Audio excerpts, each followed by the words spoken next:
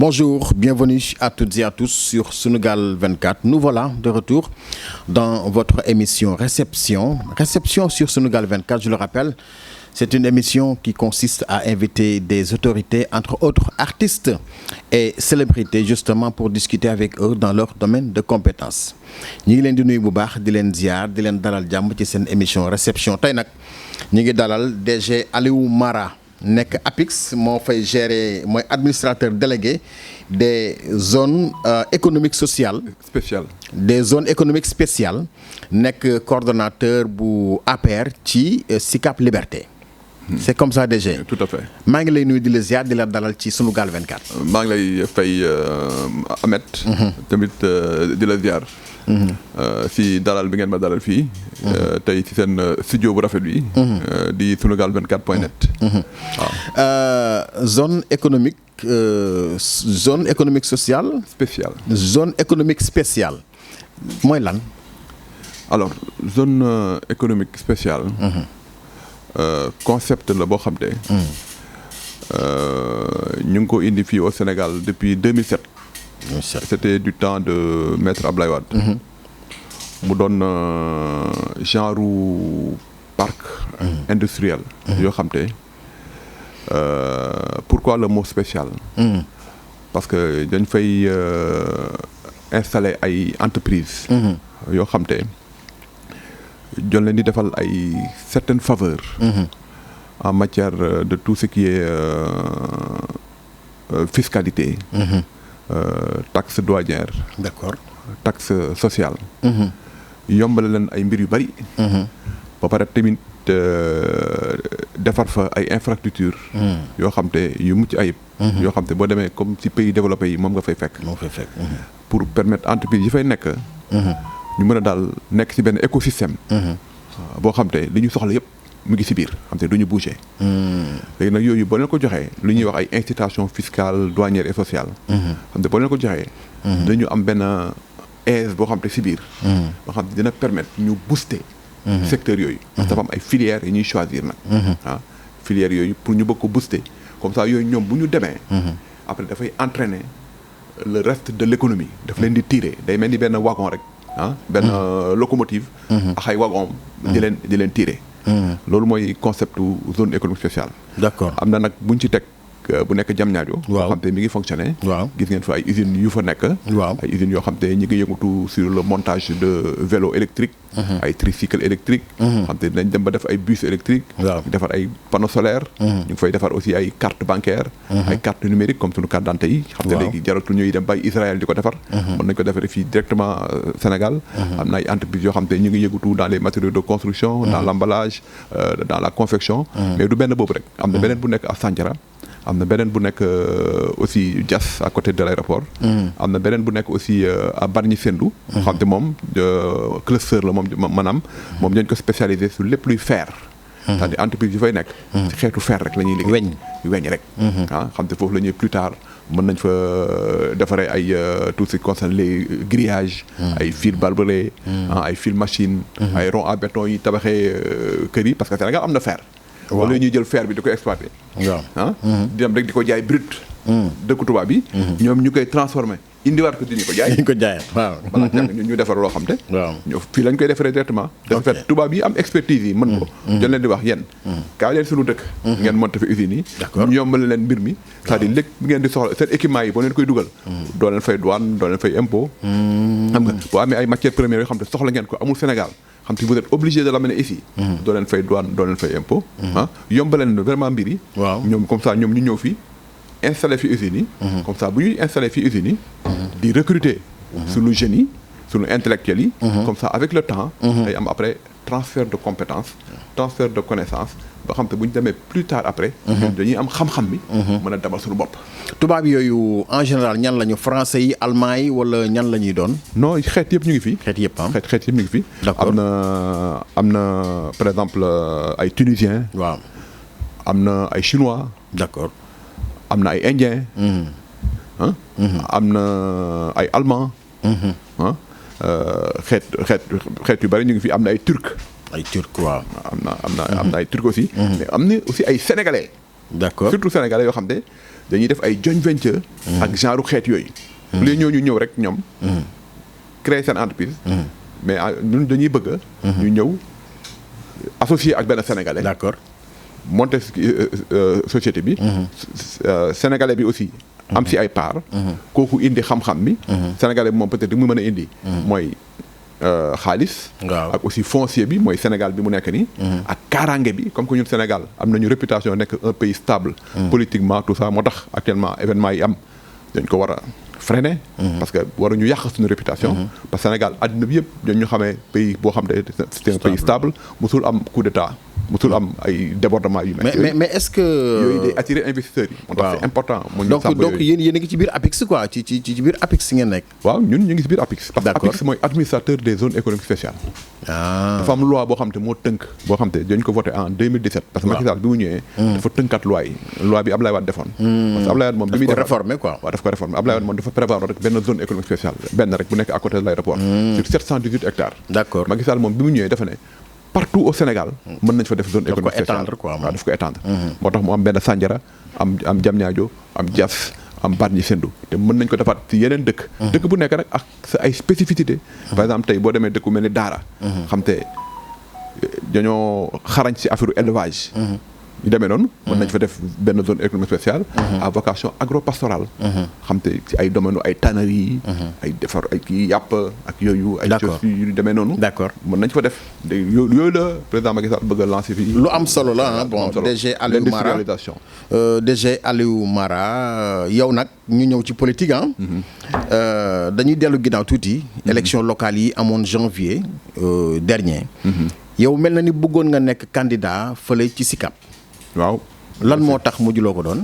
waaw parce que pourtant nekkuma ko parce que waxoon naa ne je suis candidat à la candidature oui mais xam nga le dernier mot revient au président Macky Sall Macky Sall si gox bu nekk moo choisir ne kii mooy nekk candidat bi ñu demee ba si biir mu choisir ne le ministre Zahra Iyane Thiam mooy nekk candidat ñaata ngeen woon foofu ñoo xam ne doon ngeen bëgg doon candidat à la candidature ñaata ngeen woon foofu vous étiez au nombre de combien ñun au niveau de l'APR wala Benno Bokk Yaakaar parce que on parle de coalition Benno Bokk Yaakaar voilà en tout cas une chose est sûre oui mooy nekk sur les 12 candidats qui existaient dans la commune Benno Bokk Yaakaar les 8 sont de la mouvance présidentielle les 8 waaw 8 mais man defuma liste parallèle man bi président choisir da nga tënku ci waaw man dama ne président ku mu choisir rek kooku ngay àndal kooku lay àndal te tamit ma ne président su ma choisir tamit ñooñu tamit nañu ànd ak man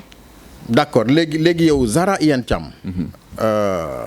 honnêtement àndoon nga ci tànn gi ñu ko tànn yow gëmoon nga ni moom war na mun a am dara wala da nga ci tënku parce que président choisir na tout simplement personnellement bu nekkee je veux dire vrai man gëwuma xoon d'accord mais nag choix bu président la lu tax puisque on est dans une discipline de parti il faut ñu ànd li président wax lu tax parce que xam nga pourquoi ma ne man ànduma si woon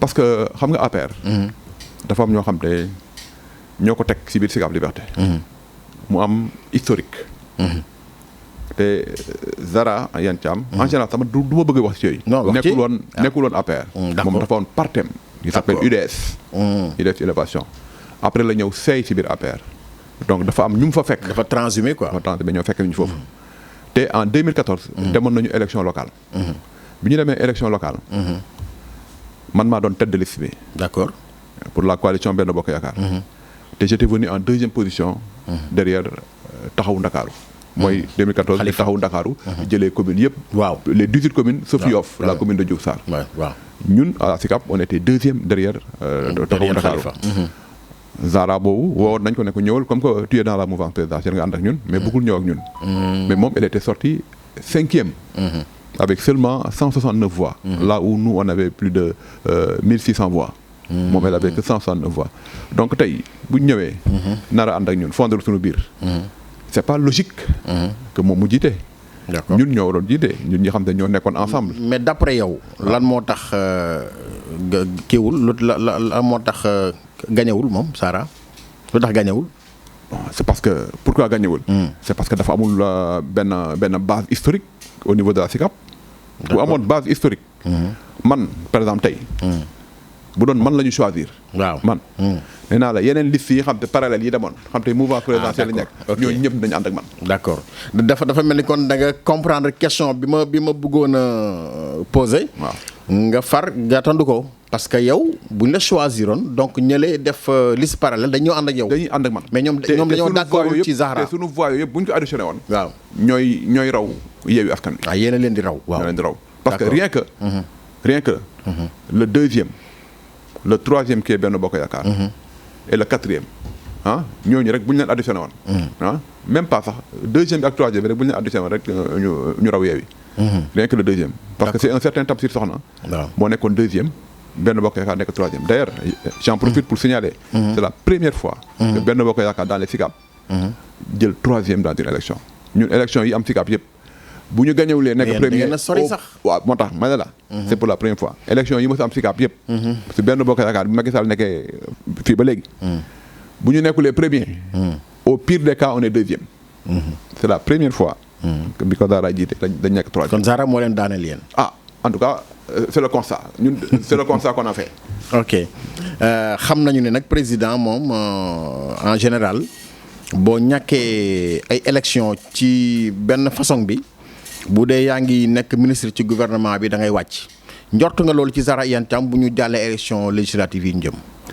loolu nag mënuma la wax dara kooku président c'est lui qui nomme au poste civil et militaire. président li nekk ci xelam ak li muy def man xaw ma ko. waaw DG Aliou Mara politiquement. biir SICAP naka ngeen di organiser woo foofu pour élection législative yi nga xam ci lañ jëm le 31 juillet incha allah. waaw ci élection législative yi ni ñuy organiser woo. mooy fexe ñu jéem a ànd ñun ñëpp. waaw def benn coalition c'est-à-dire tegat la coalition Benno Bokk Yaakaar. xam te ñi demoon liste parallèle yëpp ñëwaat. ñu ànd def benn say. dugaat ci population bi. waxtaan ak ñoom. pour xamuloo leen naka. président Macky Sall. Sénégal daf ko soxla. dañ ko war a dooleel. mu yorewaat assemblée nationale bi. continuer liggéey bi muy liggéey. jusqu'en 2024. ba élection présidentielle jot. ba élection présidentielle jotee nag. loolu beneen affaire la. beneen affaire la mais aujourd'hui Sénégal yëpp. bu dee dëgg rek la ñuy wax. bu dee dëgg rek la ñuy wax. ñëpp xam nañu ne président Macky Sall liggéey na. loolu moom kenn du ko taabalee wala ñu si wax di waxaat. Sénégal bi yëpp. et sur la scène internationale président Macky Sall liggéey na. waaw bon liggéey na mais dafa am ci ay côté yoo xam ni dafa xaw a échec d'après ñenn ñi. c'est-à-dire am na ay analyse politique économique yoo xam ne ñoom dañoo jàpp ni investissement yi mu def ci yenn yi infrastructure dafa bari. bàyyi lu mel ni dund gi ak yeneen transport beeg nangam yu demee noonu nga xam nit ñi moom la ñuy soxla au quotidien mu mel ni daal lu ko xaw a sàggane quoi neen ñoom dañoo njort ne liggéey bi foofu la de sax yow loolu sa avis la wala da nga koy partager wala. non ça je ne le partage pas du tout. xam nga bu ñu ne dafa négliger dund bi. dafa négliger transport bi ñiy wax loolu xamuñu li ñuy wax parce que dëkk boo koy développer infrastructure bi mooy base bi. dafa mel ni rek ngay tabax kër. ñu ne tu as trop mis sur les fondations. bu nekkee da nga bëgg a jëm 30 étages. da nga war a teg fondation 30 étages. boo tegee fondation wu 2 étages. boo demee ba yegg ci 2 étages.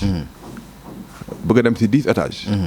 il faut nga defaraat nga jëliwaat fondation bi tojaat. te yoolu perte de temps la. Sénégal da nga jàpp ni loolu moo ëpp solo li nit ñi dundee chaque jour. oui. añ reer ndekki. non añ reer ndekki diwlin suukar ceeb. mais loolu moo koy indi déggoo américain bi naan la time is money boo déggee ñu naan time is money si nga tànk demante bi dem bi dikk bi yombul doo mën a régler dara xam nga tey yow fi ñu jógee ñëw fii. waaw su amul woon ay tali. yow nga war a xëy yaa ngi war a toppatoo Dakar bu amul woon ay tali am ay moyens de transport. ak yooyu. mais doo mën a régler dara. base bi c'est les infrastructures la base du développement d'un pays mi nga xam te booy xëcc lépp yóbbu. waaw mais est-ce que da nga war a def focus rek ci infrastructure yi. non il n'a pas fait fàtte dund gi aussi. non il n'a pas fait focus sur l'infrastructure xam nga léegi rek maa lay wax les zones économiques spéciales. waaw les industries qu'on est en train de mettre en place. mais yooyu yëpp si xeetu dund bi on est en train de mettre des agropoles pour avoir notre souveraineté alimentaire on est en train de faire beaucoup de choses mais lépp du sotti si benn fan. baykat yi moom nee nañ kontaan nañu. pourquoi kontaan seen bopp daal ci nguur gi. ah non déedéet baykat yi waxuñu loolu. nee nañ kontaan nañu. déedéet baykat yi mosuñu wax loolu. li Macky Sall injecté. waaw si mbéy mi. benn président injecté ko fii si Sénégal si mbéy mi. lan la ci def. président Macky Sall li mu def si mbéy bi bari na trop. def na beaucoup de réalisations dans les zones de culture. xëcc na ndox mi. ñu fexe am ndox. fexe na ñuy am jiwu à temps. fexe na li ñuy béy ñu koy mën a jaay à des prix beaucoup plus consistants gis nañu tey gerte gi avant président Macky Sall di ñëw li ñu doon jaayee kilo gerte ay caro usine moo fi amoon à temps wu Wade parfois béykat yi béy jaay ñu yoreen ay bon léegi Sénégal déggatoo fi ay bon. waaw mais xam nga bay ak fas la ñu gën a gis te tracteurs yi baykat yu ndaw du ci am accès DG loolu moo ma jaaxal. si béykat yi baykat yu mag yi rek ñi nga xam ni seen classe gi nga xam ne fu ne am ngeen fay tool fu ne ngeen def ay tool yéenay jël tracteurs yi fay ñu ndaw ndawaan ñi yow xanaa doo seetaan émission bi génn télé bi ñuy wax xaw ma ko reenu koom-koom xaw ma ko boo xoolee reenu koom-koom Abdou Kader Joxaane ko dafa xewi sax boobu dafa yàgg sax non mais nag dafa am solo del ko seetaan nag solo waaw am solo trop del ko seetaan doyen Kader waaw boo koy seetaan di nga mën a xam ak aussi ngay tukki di dugg si àll bi nga xam ne béykat yi affaire yi changé na l'agriculture devient de plus en plus mécanisé. Ti nga léegi xoolal Sénégal booy voyager village yi. c'est rare nga dem benn village nga gis ay néegu ñax. ah oui. léegi bi nga am ba léegi nag am na mais bareetul di nga léegi village yu bari. dañuy tabax comme ñëpp parce que courant yegg si na fa. ndox yegg si na fa. téléphone yegg si na fa. ñoom ni ngay seetaanee ay canal horizon noonu la ñuy seetaanee ay canal parce que ñu ngi fay indi loolu te loolu mooy indi koom-koom. parce que bu courant ñëwee fenn fi nga xam ne nit ñi dañ daan nekk fi di bojj manuellement. nga tegal leen léegi moulin parce que am nañu courant.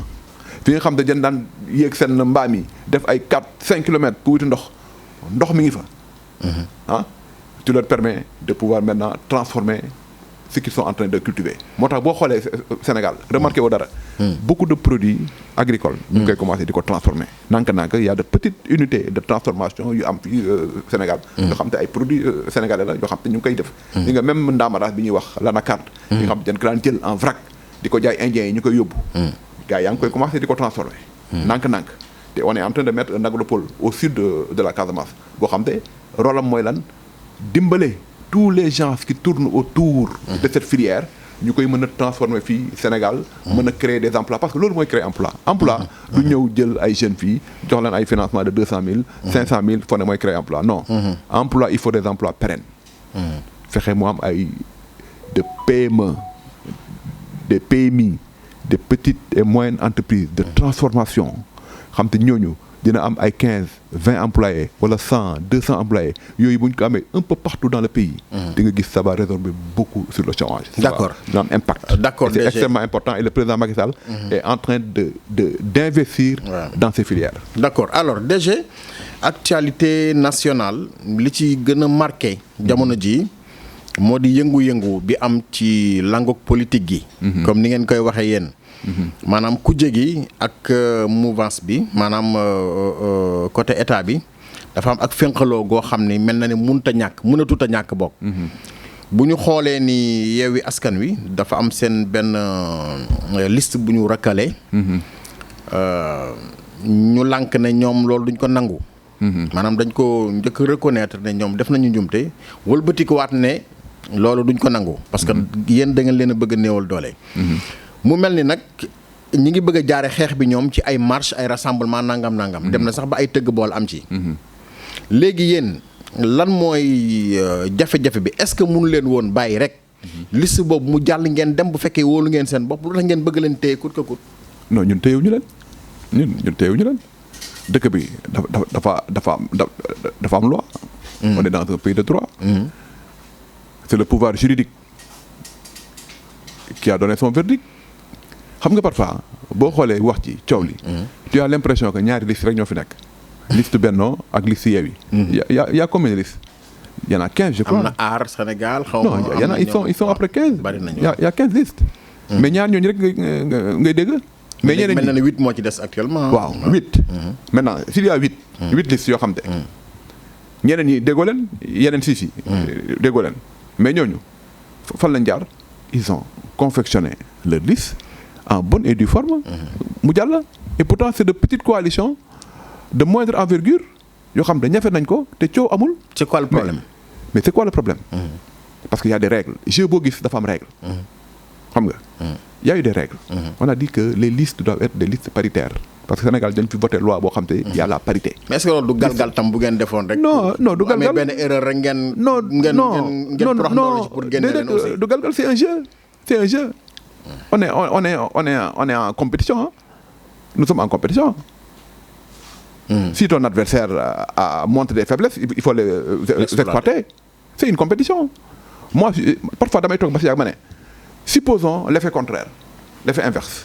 maanaam Benno Bokk Yaakaar Benno Bokk Yaakaar bu doon lii daal Yewwi moo dal Benno Bokk Yaakaar.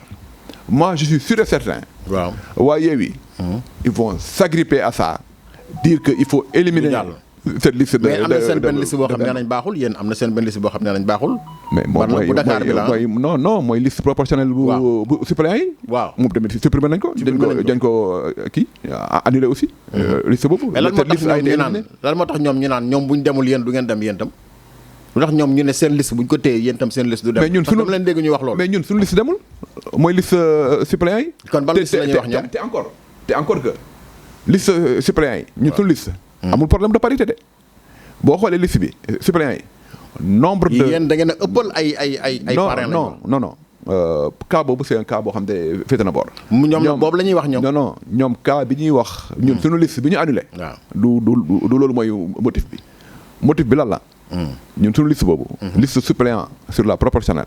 nationale.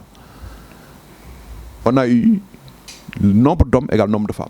mais il y a eu un mauvais agencement. ni ñu agencé c'est-à-dire dafa am fenn dafa xam ne ñoo tegale ñaari góor. alors que dafa nekk góor jigéen wala jigéen góor jigéen ainsi de suite. dafa am fenn dafa xam ñoo tegale ñaari góor. am feneen plus loin ñu tegale ñaari jigéen. donc il aurait suffi rek. ñu jël jigéen bi nekk fii teg ko ci place góor bi def fii. le problème est réglé mais la parité est là. d'accord c'est juste un problème d'agencement. waaw léegi lu tax yéen mënu leen defal ñooñu lii parce que ñoom nee nañu bëgg nañu yéen ngeen comme nag nañu dem rectifier ko enfin nee nañu. mais jox nañ leen pour ñu rectifier. cour bi conseil constitutionnel moom moo invalider seen. non jox nañ leen pour ñu rectifier mais ñoom seen liste bi. waaw bi ñu gisee nag y a eu erreur. wax nañ leen pour ñu rectifier. ñu dem rectifier defaat encore erreur. 2 fois waaw loolu mooy problème bi. léegi nag bi affaire bi demee ba conséquence na léegi jeex na. léegi jeex na waaw léegi nag fi mu ne nii comme affaire bi bon mel na ni fenqaloo gi moom am na ba pare parce que ñoom rassemblement yi am na bu ñu autorisé. mais deuxième bi état bi daf ko tere. d'après yow da nga jàpp ni boobu waroon nañ ko bàyyi ñu autorisé ko wala tere bi ban pertinence la am en fait quoi. waaw xam nga tere bi. boo xoolee bu baax. ci premier rassemblement bi. quelque temps après la police sénégalaise. waaw a pris un rebelle. Ousmane Camille dans le mouvement MFDC. te rebelle boobu il n'était pas seul. il y avait d'autres rebelles encore mais ñooñu ils sont fondus dans la nature. te police bi dem na ba ci biir ñu gis ne que ñooñu. ils n'étaient pas venus comme ça. Ils avaient des objectifs bien visés. Ils voulaient s'adonner à des sabotages d'infrastructures au Sénégal extrêmement dangereux. Des sabotages dangereux parce qu'ils voulaient s'attaquer à des centrales électriques. Telles que la centrale de Cap des Biches, il y aurait pratiquement tout Dakar. Ils voulaient saboter. Récemment, il y a la centrale Bounek côté Rufisque à la sortie 10 de l'autoroute à péage. Il y a eu des gens qui ont essayé de le saboter. Voilà. Il n'y a pas longtemps, tu as vu sabotage sur la terre. Wow. Mais information, est-ce que c'est avéré? Parce que nous avons aussi. C'est avéré. Mais terre, terre, une demi-journée de presque une journée même. Les gens ont déterré les câbles. D'accord? la police sénégalaise. C'est la police qui parle c'est pas le gouvernement c'est la police sénégalaise.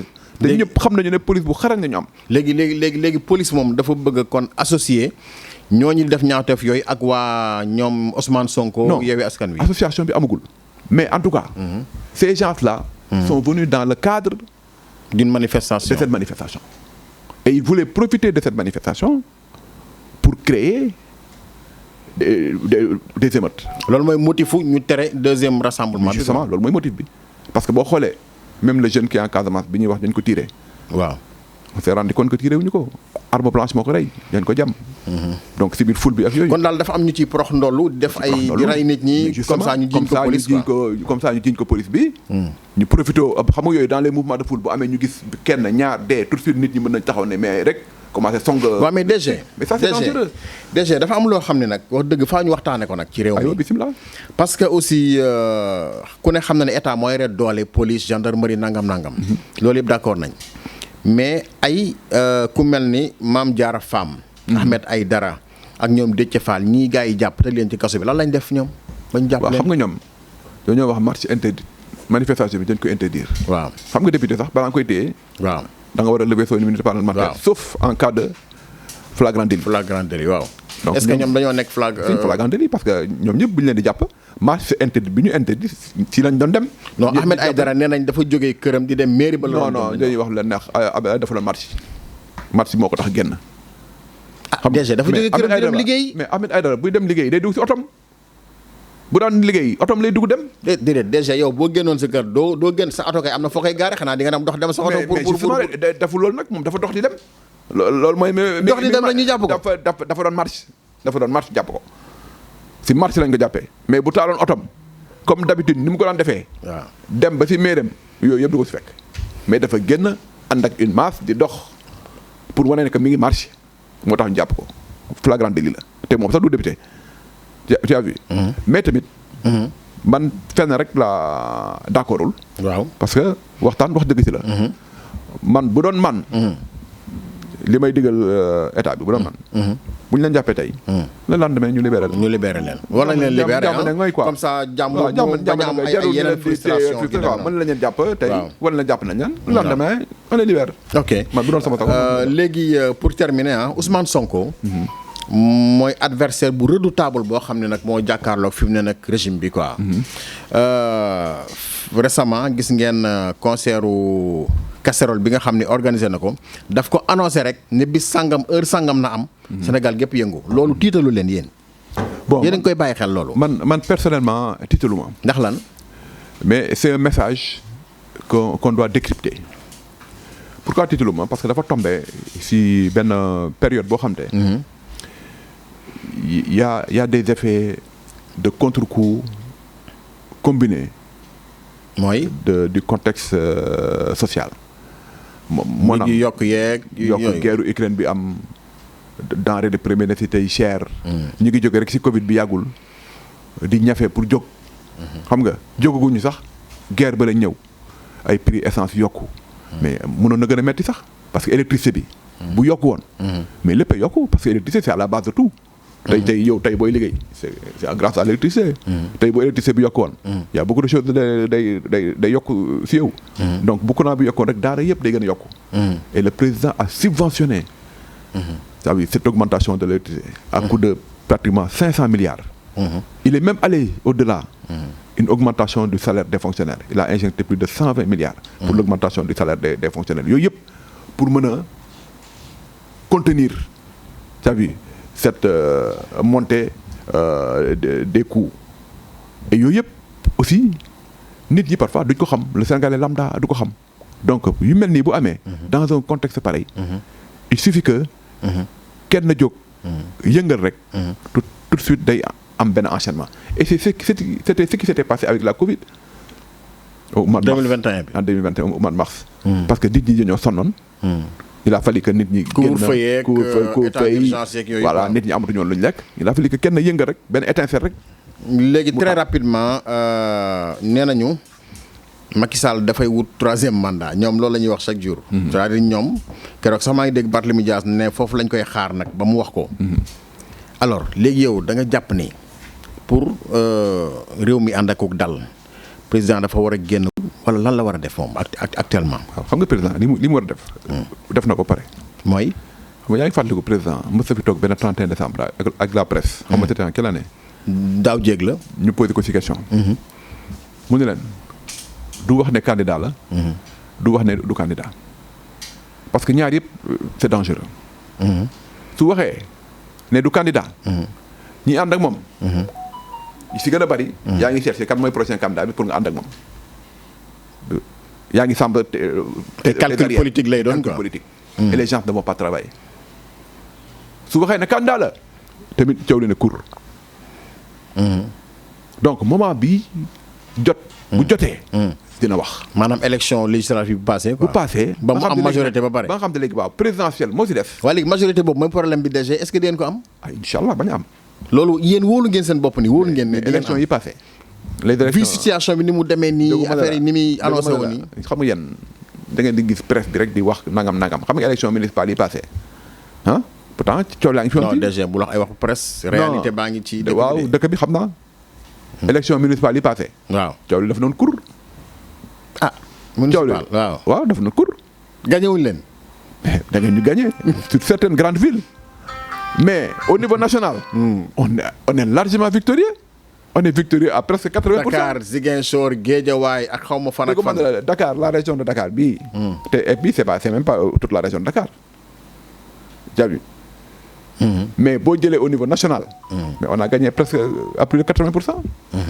parce que les gens se croient que le Sénégal se limite à Dakar. ok et dans les grandes villes. ok. Et c'est pas toutes les grandes villes. Et tu verras, cette élection législative-là, il y a des grandes villes qui vont revenir chez nous. bu ngeen booloo yéen ñëpp léegi nan nga gisee avenir u Benno Bokk Yaakaar par rapport ak président Macky Sall yan réforme nga jàpp ni moom lay def après élection bi incha allah bu gagné.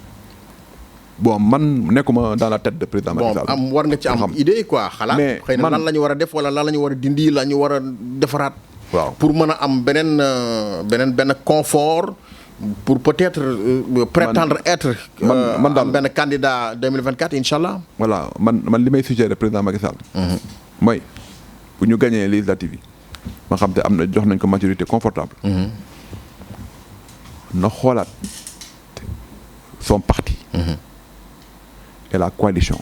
ñu gën koo réorganiser waat. waaw te son parti aussi mu bàyyi xel. APR. ne bi muy jël. réew mi. en 2012. dafa am ñoo xam te dañoo ànd ak moom. bi dara dul dara. amuñoo dara. parce que Macky Sall temps boobu joxu leen dara. ñu topp ko ànd ak moom. ba jox ko réew mi. te ñooñu daf ci am ñu bari ñoo xam te. dañoo mer on les a laissés en rade. ti nga boo gisee parfois ñuy perte Dakar. problème yëpp loolu la. Touba tam du ngeen ko gagné mukk Touba. non kooku bëgg a wax. non Touba ça peut être une surprise. ça peut être une grande surprise. mosu leen faa gagné dara. waaw mais nag ça peut être une grande surprise pour ces législatives là. ndax lan foo ko teg loolu. parce que dafa am liggéey bu ñuy def boo xam ne ñu ngi koy liggéey ci suuf. waaw ñu ngi liggéey bu baax sax. ci Touba waaw oui bu baax a baax. mais man li may wax. waaw président Macky Sall mooy. Dakar. ñu jeexal dafa am ñoo xam te. ñoo ko gañaloon Dakar. waaw. te ñooñu man li ma gis présentement. man lecture bi ma am.